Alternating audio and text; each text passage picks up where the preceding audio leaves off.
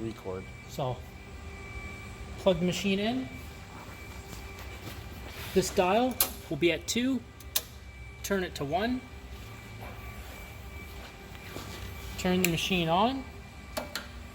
Nothing will light up, but there will be power to the machine. And take your wrench, put it on the bottom nut, and if you press the green button, you'll hear a click, and now you can move this, which moves the knife up and down. You can get a picture of the knife in there.